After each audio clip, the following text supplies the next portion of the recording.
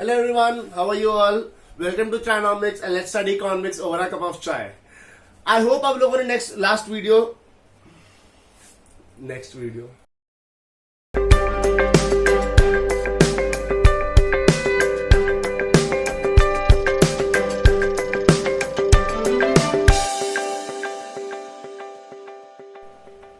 Hello everyone, क्या हाल चाल है सबके भाई। Welcome to Trinomics and let's study over a cup of chai. मैं वही हूँ जो पिछली वीडियो में था, हाथ से होते हैं इंसान लोगों के साथ, वही हूँ मैं, राइट। तो पढ़ते हैं इकोनॉमिक्स बच्चे। लास्ट वीडियो में हमने डिस्कस किया था अबाउट द कन्वर्जन्स। कौन सी कन्वर्जन्स कि एक एग्रीगेट से दूसरे एग्रीगेट पे कैसे जाना है, हमने लास्ट वीडियो में पढ़ा, राइट। आज हम पढ़ेंगे कि जो एग्रीगेट्स है इनको निकालना कैसे है, इन एग्रीगेट्स की एक्चुअल वैल्यू कैसे निकालनी है। आई होप जो मैंने असाइनमेंट दिया था वो आप लोग कर चुके हैं।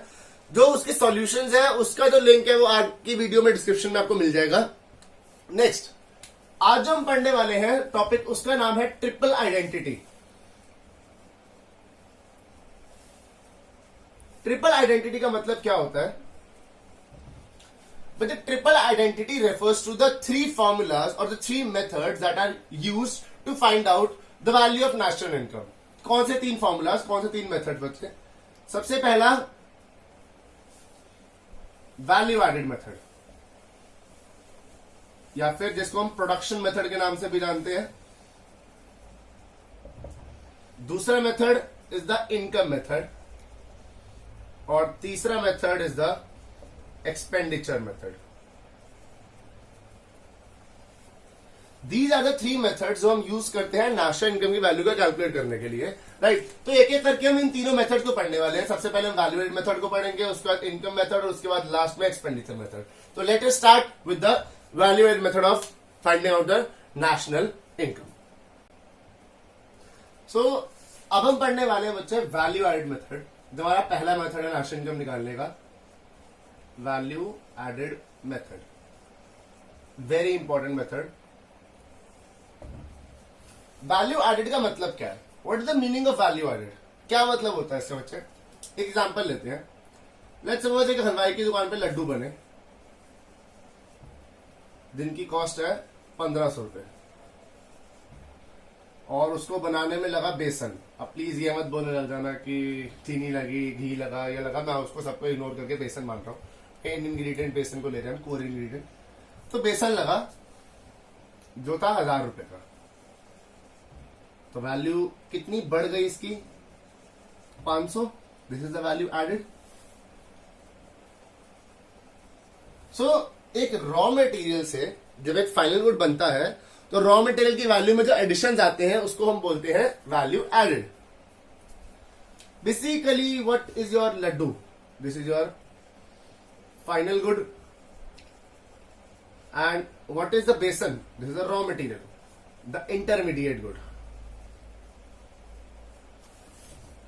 राइट। सो वैल्यू एडेड है क्या बच्चे आपके पास? क्या मतलब है वैल्यू एडेड का? Value added is the value of final good minus value of intermediate good,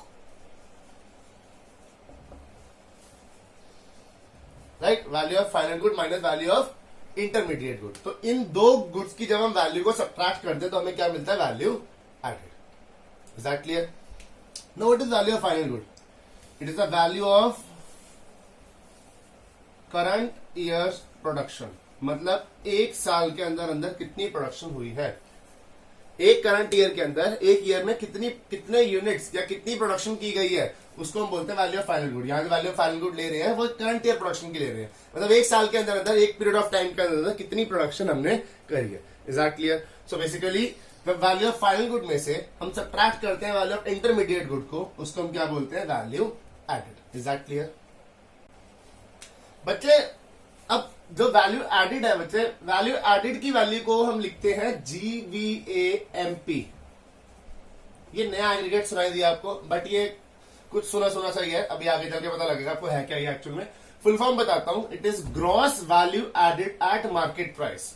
gross value added मतलब total value added market price पे क्यों ले रहे हैं? मार्केट प्राइस पे इसलिए ले रहे हैं बिकॉज हम फाइनल गुड की वैल्यू ले रहे हैं जो कि हम मार्केट में बेच रहे हैं। मतलब जो लड्डू की वैल्यू हमने वो ली है, तो जिस रेट पे हमने उस लड्डू को मार्केट में बेचा है basically, right. So that is why हम मार्केट प्राइस ले रहे हैं यहाँ पे। तो GVAMP is the value of final good, so that is value of output minus value of intermediate consumption या वैल्यू ऑफ इंटरमीडिएट गुड, जिसको हम जानते हैं by the name of intermediate consumption. Value of intermediate good को हम क्या बोलते हैं? इंटरमीडिएट कंजम्पशन, मतलब कितना amount of intermediate good use हुआ है। और वैल्यू ऑफ फाइनल गुड को हम बोलते हैं value of output. Is that clear? आगे चलते हैं। वैल्यू ऑफ आउटपुट को निकालने का एक फॉर्मूला है। वैल्यू ऑफ आउटपुट मतलब हमने कितनी वैल्यू, हमने कितना आउटपुट प्रोड्यूस किया है। So that is basically the sales plus closing stock minus opening stock और लास्ट में ये माइनस इंटरमीडिएट कंजम्पशन। ये कैसे आया? Sales plus closing stock minus opening stock कैसे आया? बच्चे सेल्स जो इस साल सेल करी, क्लोजिंग स्टॉक जो इस साल का बच गया, और ओपनिंग स्टॉक जो पिछले साल का था वो हमने सब्ट्रैक्ट कर दिया। हमें करंट ईयर प्रोडक्शन चाहिए, तो करंट ईयर प्रोडक्शन के अंदर सेल्स जो इस साल हमने सेल करी, जो इस साल प्रोड्यूस किया होगा वो सेल करा। क्लोजिंग स्टॉक मतलब जो बेसिकली हमने जो आज इस साल प्रोड्यूस किया था जो बच गया, और ओपनिंग स्टॉक जो पिछले साल का था वो हमने सब्ट्रैक्ट कर दिया। तो इस साल की प्रोडक्शन माइनस पिछले साल वाला जो बचा हुआ था वो हटा दिया हमने। तो हमें इस फॉर्मूले से क्या मिलेगी? करंट ईयर की प्रोडक्शन बेसिकली। सो इसको हम एक वेल डिफाइंड वे में लिख सकते हैं that GVAMP equals sales plus closing stock minus opening stock को हम लिखते हैं change in stock. Change in stocks delta, this delta represents change minus intermediate consumption. So this is basically the formula of value added method of finding national income. Basically यहां हमने भी GVAMP निकाला है, but national income भी आगे अभी हम निकालेंगे। तो कैसे निकलेगी नेशनल इनकम वो आगे पढ़ते हैं। वो पढ़ने से पहले हम यहां पढ़ेंगे इसकी कुछ precautions. Not a precautions, precautions का मतलब क्या होता है? सावधानी जो हमें बरतनी चाहिए जनरली। बट कैसी प्रिकॉशंस की बात कर रहा हूं यहाँ पे? बट ये प्रिकॉशंस का मतलब होता है बेसिकली कि वो चीजें जो हमें मतलब देखनी चाहिए जब हम नेशनल इनकम निकाल रहे हैं। मतलब ऐसी चीजें कि हमें क्या चीजें इंक्लूड करनी चाहिए, क्या नहीं इंक्लूड करनी चाहिए, या किससे नेशनल इनकम की वैल्यू इफेक्ट हो सकती है। तो ऐसी सावधानियां जो हमें नेशनल इनकम कैलकुलेट करते टाइम बरतनी चाहिए उसको हम क्या बोलते हैं? प्रिकॉशंस। तो सबसे पहली और सबसे important precaution is avoid double counting. This is one of the most important precautions of national income, that is avoid double counting. Double counting को avoid करना चाहिए हमें यहाँ पर। Double counting का मतलब क्या होता है? Please write the definition. I'll dictate. Please write. Double counting refers to including the value of any item more than once while calculating national income. मतलब नेशनल इनकम कैलकुलेट करते टाइम किसी भी value को मोर देन वंस, एक से ज्यादा बार add करना, which leads to over estimation of national income, is known as double counting. So please I am repeating once more, double counting refers to including the value of an item more than once which leads to overestimation of national income is known as double counting. So double counting मतलब जब हम एक से ज्यादा बार किसी चीज की value को एड ऑन करते हैं, किसी भी चीज की वैल्यू को मैंने एक से ज्यादा बार इंक्लूड कर लिया, तो वो कहलाएगा डबल काउंटिंग। उससे होगा क्या? उससे नेशनल इनकम की वैल्यू जो होगी वो बहुत ज्यादा बढ़कर आएगी। जो एक्चुअल वैल्यू होनी चाहिए वो उस वैल्यू से बढ़कर आएगी, ओवर एस्टिमेट हो जाएगी। सो हमें डबल काउंटिंग को क्या करना है? अवॉइड करना है। Is that clear? So double counting हमें नहीं करनी है। Including any value more than once that leads to over estimation. Is that clear? So including any value more than once which leads to overestimation is known as double counting. तो हमें double counting को क्या करना है? Avoid करना है. So double counting को किस तरीके से अवॉइड कर सकते हैं उसका एग्जांपल समझते हैं. यहाँ पे देखो जी, एक फार्मर है जिसने व्हीट प्रोड्यूस करी.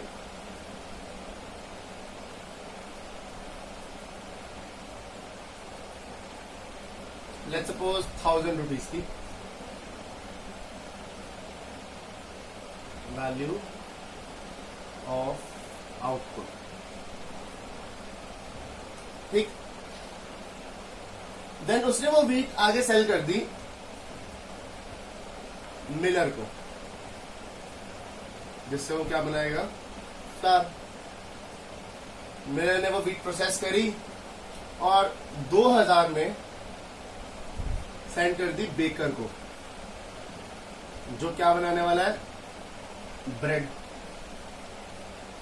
बेकर ने ब्रेड बनाई और 2500 रुपए में सेंड कर दी किसको? आगे कंज्यूमर को. ठीक है जी. नाउ अगर मैं बात करूं वैल्यू ऑफ आउटपुट की, तो बेसिकली नेशनल इनकम की वैल्यू होती है टोटल वैल्यू ऑफ आउटपुट. ठीक है. ऐड करता हूं वैल्यू ऑफ आउटपुट को, ये भी आउटपुट है, ये भी आउटपुट है, ये भी आउटपुट है. 2500 प्लस 2000 4500 5500 5500, जो कि गलत है नेशनल इनकम की वैल्यू. क्यों गलत है? गलत इसलिए है बिकॉज इसके अंदर तो ये ऑलरेडी इंक्लूड हो रखा था और इसके अंदर ये ऑलरेडी इंक्लूड हो रखा था. मतलब इनकी वैल्यू दोबारा काउंट हो गई. Right. This is known as double counting. तो कैसे अवॉइड करें इसको, कैसे हटाएं इसको? यहां हम लेते हैं intermediate rule, intermediate consumption. Let's suppose farmer ने व्हीट प्रोड्यूस करी with no extra cost, with no raw material, seeds वगैरह यूज करें, तो हम इसके लिए आईसी फिलहाल क्या मान रहे हैं? 0. मिलर ने क्या परचेज करा? बेसिकली उसे तो अपने आउटपुट, अपने इनपुट्स लगाए थे. मिलर ने क्या खरीदा था? व्हीट खरीदी थी. किससे खरीदी थी? फार्मर से खरीदी थी. कितने की खरीदी थी? 1000 रुपीज की. सो बेसिकली इसके लिए ये 1000 रुपीज क्या हो गया? Intermediate consumption. क्या होती है इंटरमीडिएट कंजम्पशन? Raw material. तो मिलर ने रॉ मटेरियल क्या लिया था? व्हीट. तो इसके लिए क्या हो गई है? Intermediate consumption. लाइकवाइज बेकर ने क्या खरीदा था? बेकर ने खरीदा था फ्लावर. किससे? मिलर से. तो बेकर के लिए इंटरमीडिएट कंजम्पशन क्या हो गई? The value of flour. So जरा सब्ट्रैक्ट करते हैं इसको. हमें क्या मिलेगी? Value added. तो ये तो 1000, अगेन 1000 एंड 500. तो टोटल करते हैं इसको. This is 3000, this is 2500. So basically ये वो वैल्यू है जो हमें कंसिडर करनी है, द टोटल वैल्यू एडेड. जो अभी हमने पढ़ा GVAMP, the gross value added, the total value added. So this is the total value added, the gross value added. Right. So 2 तरीके हैं डबल काउंटिंग को अवॉइड करने के. पहला तरीका, either take the gross value added or take the value of final output, final good. या तो final good की वैल्यू ले लो या फिर ग्रॉस वैल्यू एडेड ले लो. दोनों ही वैल्यू सेम होती है. फाइनल गुड की वैल्यू क्यों? जस्ट बिकॉज कि उसके अंदर ऑलरेडी सारी वैल्यू पहले से इंक्लूड हो रखी है, तो हमें दोबारा काउंट करने की जरूरत नहीं है. या फिर जो वैल्यू ऐड होती जा रही है उन एडेड वाली वैल्यू को ले लो. दोनों ही हमेशा क्या आएंगी? सेम आएंगी. Is that clear? गाइस. सो 2 तरीके हमने पढ़े डबल काउंटिंग को अवॉइड करने के, कि या तो वैल्यू एडेड ले लो या फिर वैल्यू ऑफ फाइनल गुड ले लेते हैं.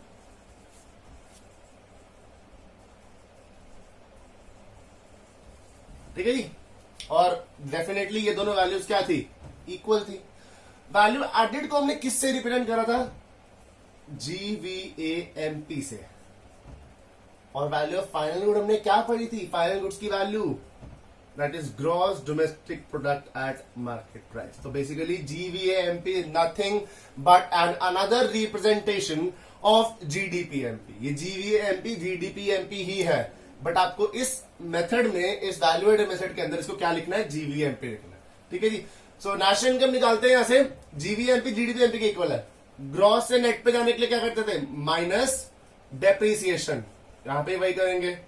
जैसे ही माइनस डेप्रिसिएशन करेंगे हमें क्या मिलेगा, यहां मिलेगा नेट वैल्यू एडेड और यहां मिलेगा ग्रॉस नेट डोमेस्टिक प्रोडक्ट। ये भी ग्रॉस से नेट हो गया, ये भी ग्रॉस से नेट हो गया। अब एमपी से एफसी पे जाने के लिए minus net IT. So what do we get, MP minus net IT, NVAFC, यहां पर एनडीपीएफसी। याद है एनडीपीएफसी क्या था, बताया था लास्ट वीडियो के अंदर। एनडीपीएफसी क्या था, NDPFC was domestic income. So basically ये एनडीपीएफसी क्या है आपकी, डोमेस्टिक इनकम। तो ये भी आपकी क्या होगी, डोमेस्टिक इनकम, राइट। और डोमेस्टिक इनकम से नेशनल इनकम बनाने के लिए हम क्या करते हैं, add NFIA, we get NNP at FC। इसका कोई और नाम नहीं है, इसका एक ही नाम है NNPFC। This is your national income. Is that clear? So अगर नेशनल इनकम निकालनी हो जीवीएमपी से, तो जीवीएमपी से minus depreciation minus net IT plus NFIA gives you NNPFC। वही कंसेप्ट है, वही सेम कंसेप्ट है, कुछ भी अलग नहीं है आप इसके अंदर। बस अगर आपको इसका क्वेश्चन आता है, if you get a question of this method, that is value added method, the first and foremost step is to calculate GVMP. किसी भी तरीके का क्वेश्चन आए, पहला स्टेप आपका हमेशा यही रहेगा कि जीवीएमपी कैलकुलेट करो। आप डायरेक्टली जंप नहीं करोगे एनपीएफसी एंड एनडीएफसी के ऊपर, कहीं जंप नहीं करोगे डायरेक्टली। सबसे पहला स्टेप होगा ये निकालना है, उसके बाद हमें कन्वर्ट करना है। डायरेक्टली जंप नहीं करना है, बार बार बोल रहा हूं, जस्ट बिकॉज कि आप जब डायरेक्टली जंप करने की कोशिश करते हो तो उसके अंदर आप लोग स्किप कर जाते हो चीजों को और गलतियों की गुंजाइश बढ़ जाती है। तो हमें गलतियों की गुंजाइश को कम करना है और स्किप नहीं करना है चीजों को। So basically what you have to do is you have to first calculate GVMP and after that you have to go to NNPFC। Is that clear to you? तो अगली प्रिकॉशन पे चलते हैं। Second precaution is include the value of own account production या फिर production for self consumption. क्या मतलब होता है इसका, कि जो value of own account production है उसको इंक्लूड करो या value of self production for self consumption. Example बताता हूं, एक फार्मर ने वीट प्रोड्यूस करी 1000 kg, ठीक है जी, उसमें से 900 kg वो मार्केट में बेच आया और 100 किलो 100 kg उसने घर के लिए सेल्फ कंजम्पशन के लिए रख ली। ठीक है जी। तो जो 1000 kg थी उसमें से 900 kg की वैल्यू तो हो गई इंक्लूड, क्योंकि वो सेल्स हो गई। तो जब हमारा फॉर्मूला होता है sales plus change in stock, तो उसमें सेल्स की वैल्यू में ये तो इंक्लूड हो गई। But what about this, isn't it the production? When I mentioned the value of final output, जब मैंने लास्ट टॉपिक में वैल्यू ऑफ फाइनल आउटपुट बोला था कि फाइनल आउटपुट की वैल्यू क्या होती है, it is the value of current year production. तो क्या ये 100 किलो करंट ईयर प्रोडक्शन में नहीं आती है? आती है ना, तो इसलिए इसको भी इंक्लूड करेंगे।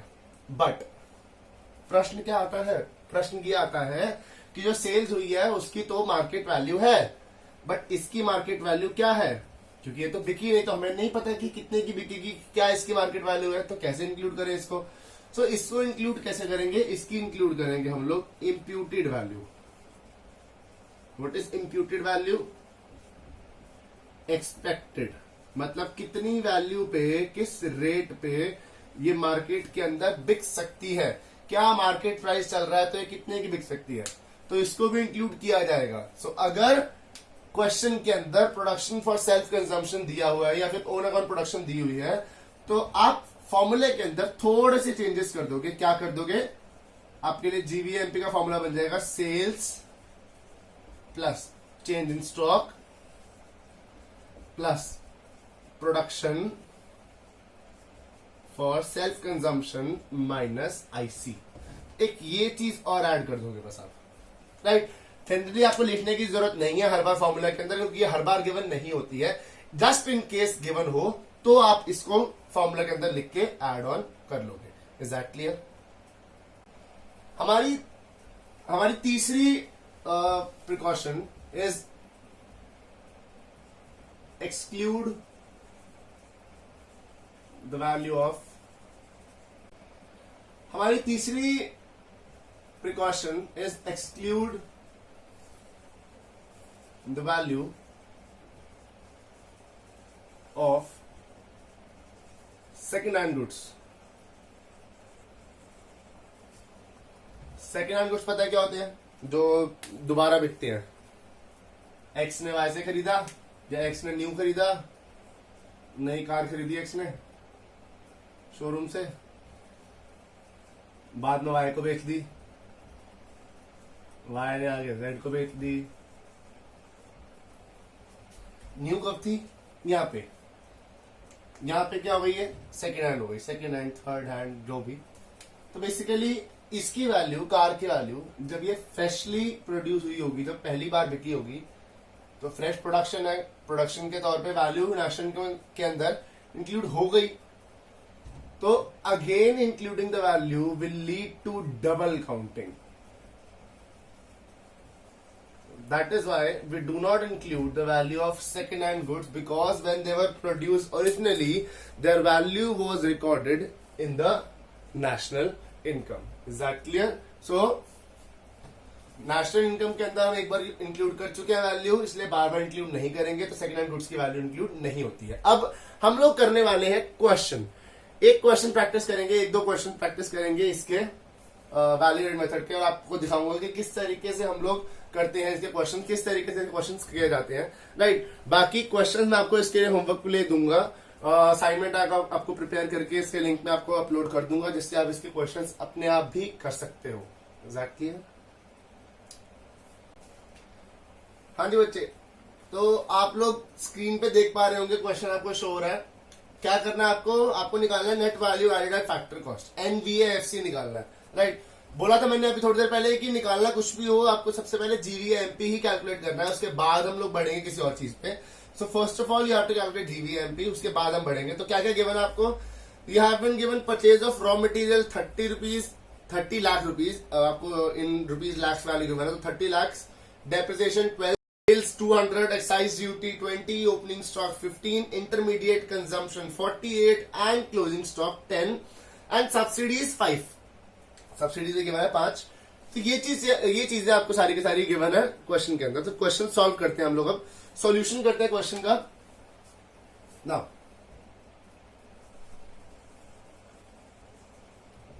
सबसे पहले निकालेंगे जीवीएमपी।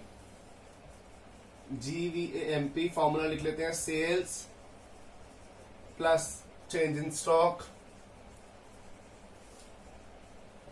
Minus intermediate consumption. आपको बोर्ड्स में ये पूरा फॉर्मूला लिखना है। जब आप क्वेश्चन करोगे एक्चुअल में, तो आपको पूरा फॉर्मूला लिखना है, आपको ऐसे आईसी या डेल्टा स्टॉक्स नहीं लिखना है, पूरा फॉर्मूला लिखना है आपको। सेल्स की वैल्यू कितनी दे रखी है आपको? 200। Change in stock that is closing stock minus opening stock. Closing stock कितना दिया है? 10, opening stock 15 minus intermediate consumption. अब बच्चे एक कंफ्यूजिंग क्वेश्चन है यहाँ पे आपको इंटरमीडिएट कंजम्पशन भी गिवन है और रॉ मटेरियल भी गिवन है। तो क्या लोगे? अगर क्वेश्चन में आपको इंटरमीडिएट कंजम्पशन डायरेक्टली गिवन है, तो रॉ मटेरियल वगैरह कुछ भी दिया हो आप उनको इग्नोर करोगे साथ। Is that clear? सो हम लेंगे सीधा इंटरमीडिएट कंजम्पशन की वैल्यू, जो कि है 48। तो क्या आएगा आंसर यहाँ पे? 200 plus -5 minus 48. That is 200 minus 48 is 152. 152 minus 5 is 147. ₹147 lakh. ठीक है, ये तो है जीवीएमपी, बट हमें निकालना है एनवीएएफसी। तो एनवीएएफसी की वैल्यू क्या होगी? ग्रॉस से नेट माइनस डेप, तो जीवीएमपी माइनस डेप्रिसिएशन, एमपी से FC minus net IT. GVMP 147, depreciation आपको गिवन है 12 माइनस नेट आईटी कितना गिवन है? तो आईटी माइनस सब्सिडी। आईटी क्या है? एक्साइज ड्यूटी गिवन है आपको क्वेश्चन के अंदर। Excise duty is your indirect tax. Excise duty is 20 minus subsidy is 5, that is 147 minus 12 minus 15, that is 147 minus 27, that is 120 rupees. 120 lakhs is your the value of NVAFC, right? Is that clear? तो question करना समझ आया कैसे करते हैं question इसका? एक और क्वेश्चन करते हैं अभी इसका। तो अगला क्वेश्चन आप लोगों की स्क्रीन पे आप लोग देख पा रहे हैं। अगला क्वेश्चन में आपको क्या निकालना है? Calculate gross value added at factor cost, GVAFC निकालना है। गिवन क्या क्या है? गिवन आपको units of output sold, price पर unit of output, depreciation, intermediate cost that is intermediate consumption only, closing stock, opening stock, excise duty and sales tax. Sales tax, excise duty दोनों indirect taxes हैं। Subsidies नहीं given आपको, तो हम assume करेंगे subsidies को 0, कोई बात नहीं। निकालना क्या है? जीवीएफसी। तो पहला जो स्टेप हमारा जीवीएएमपी होगा। सॉल्यूशन करते हैं इसका। GVAMP is sales plus change in stock minus IC. Sales. How much is the sales? Sales तो given नहीं, but आपको given है unit of output sold and price per unit. That means unit of output sold मतलब कितने units बिके हैं into price क्या है per unit का, plus change in stock that is closing stock minus opening stock minus intermediate consumption. तो units कितने बिके हैं आपके? 1000, प्राइस पर यूनिट है 30, प्लस क्लोजिंग स्टॉक कितना गिवन है आपको? 3000, opening stock 2000 minus intermediate consumption is your 12000. So as we solve 30,000 plus 1,000 minus 12,000. So 30 minus 12 is 18. 18 plus 1 is 19,000. So rupees 19,000 crores is the answer of GVAMP. But हमें निकालना है GVAFC. That is GVAMP. MP से FC पे जाने के लिए minus net IT. तो GVAMP is 19,000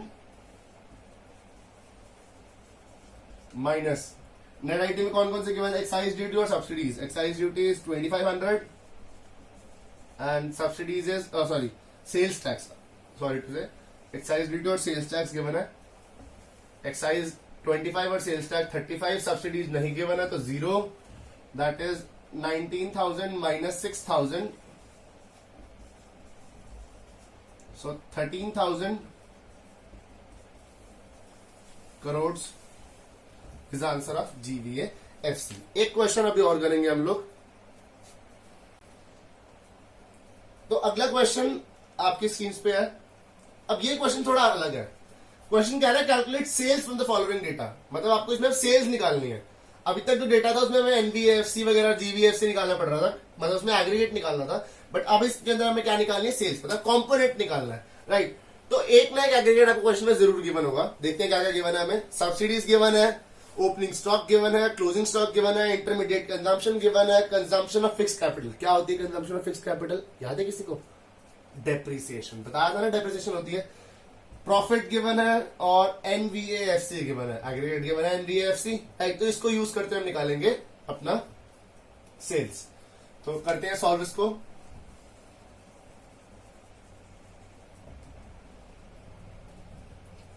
मैंने एक चीज बोली थी कि आपको कुछ भी निकालना हो, क्वेश्चन में कुछ भी बोला हो, सबसे पहले क्या निकलेगा? जीवीएमपी. So GVMP. बट अभी जीवीएमपी हम किससे निकालेंगे?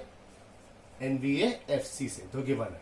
सो तो नेट से ग्रॉस प्लस डेप्रिसिएशन, एफसी से एमपी प्लस नेट आईटी। आप लोग एरो डायग्राम बना के देख सकते हैं कि कैसे किया। एनबीएफसी कितना गिवन है? एनबीएफसी गिवन है आपको 2000। डेप्रिसिएशन कितना गिवन है आपको? Consumption of fix capital 700। और नेट आईटी कितने गिवन है आपको? नेट आईटी है नेट आईटी इंडायरेक्ट टैक्स आपको नहीं गिवन है, सिर्फ सब्सिडीज गिवन है, तो +0 माइनस सब्सिडीज। सब्सिडीज कितनी है? 200, right? So that is 2000 plus 700 minus 200। 700 minus 200 is 500, तो 2500 आ गया ये जीवीए एमपी, राइट? हमें निकालना क्या है? सेल्स। तो जीवीए एमपी का दूसरा फॉर्मूला लगाते हैं अब, that is sales plus change in stock minus intermediate consumption. तो जीवीएमपी 2500 आ गया। सेल्स हमें निकालनी है।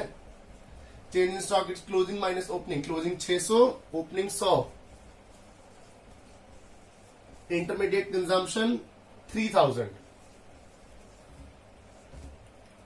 तो sales is 2500 minus 600 that sorry 500 हो गएगा, एंड प्लस 3000। तो सेल्स की वैल्यू कितनी आ गई? ₹5,000 लैक्स। यहां भी लैक्स आ जाएगा। यूनिट लगाना ना भूले, मैंने बार बार बोली है कि यूनिट लगाना है अपने। यूनिट के नंबर लगाने के नंबर मिलते नहीं है, बट ना लगाने के कटते जरूर है नंबर, राइट? तो यूनिट लगाना बहुत जरूरी है। सो this is how you calculate a component. सबसे पहले जीवीएमपी ही निकालेंगे और उसके बाद जो भी कॉम्पोनेंट निकालना है आप निकल जाएगा। So this is how you do the question basically. So अब इस टॉपिक का जो असाइनमेंट है वो आपको लिंक में मिल जाएगा, और लास्ट वीडियो के अंदर जो असाइनमेंट मिला था उसके सॉल्यूशंस भी मिल जाएंगे, ठीक है जी। दूसरी चीज, इस वीडियो के अंदर जितने भी अपने कंसेप्ट्स पढ़े हैं एक बार उसको दोबारा रिवाइज करें, और फिर एक बार जो असाइनमेंट है उसको करने की कोशिश करें। जो डाउट्स होंगे कमेंट बॉक्स में, जैसे लास्ट वीडियो में मैंने बोला था, फेसबुक, इंस्टा और आपके यूट्यूब के कमेंट बॉक्स के अंदर आप अपने डाउट्स पूछ सकते हैं। कोई भी सजेशन है वीडियो के लिए, कोई भी आपको लगता है कि किस भी तरीके का सजेशन आप दे सकते हैं, तो please suggestion are always welcome. Like कीजिए, कमेंट कीजिए, शेयर कीजिए और चैनल को सब्सक्राइब कीजिए। बढ़ाइए चाइनोमिक्स को, और will keep studying over a cup of चाय। ओके।